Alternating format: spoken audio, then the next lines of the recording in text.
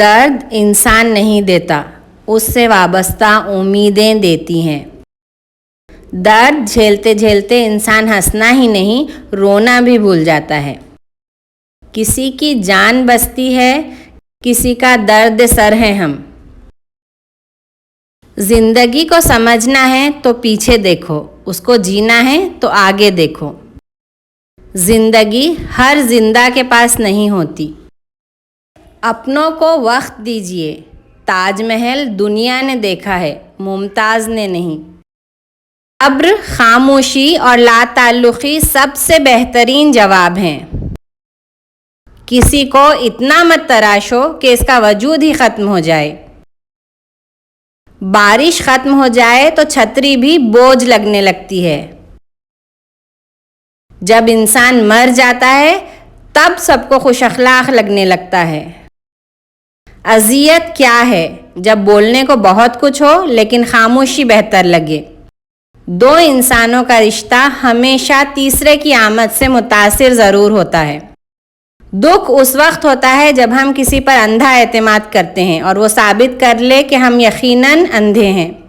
اندر سے ٹوٹا ہوا انسان باہر والوں کے بھی کام کا نہیں رہتا۔ صبر کے کچھ گھونٹ اتنے کڑوے ہوتے ہیں کہ پوری زندگی کی مٹھاس چھین لیتے ہیں۔ احساس سکھایا نہیں جا سکتا، پڑھایا نہیں جا سکتا، یہ یا تو ہوتا ہے یا نہیں ہوتا۔ کوئی تم سے محبت لینے آئے تو محبت دینا، محبت سمجھانے نہ لگ جانا۔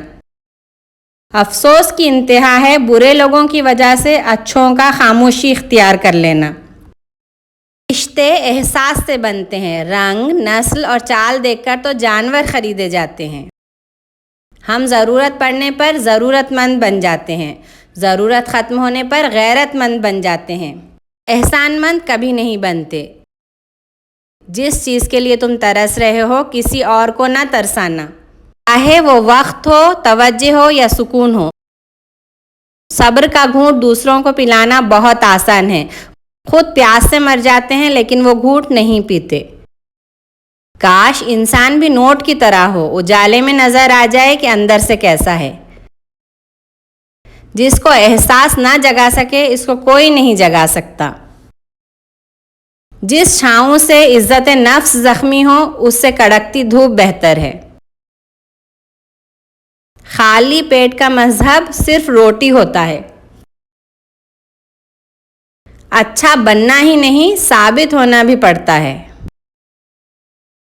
قدر تو وہ ہے جو موجودگی میں ہو، جو کسی کے جانے کے بعد ہو وہ پچھتاوا ہے، قدر نہیں۔ مرہم ہر گھر میں ہو نہ ہو، نمک ہر گھر میں ضرور ہوتا ہے۔ زہر دکانوں میں نقلی اور زبانوں پر اصلی ملتا ہے۔ دو چہروں کا بوجھ مت اٹھاؤ، دل نہ ملے تو ہاتھ بھی نہ ملاؤ۔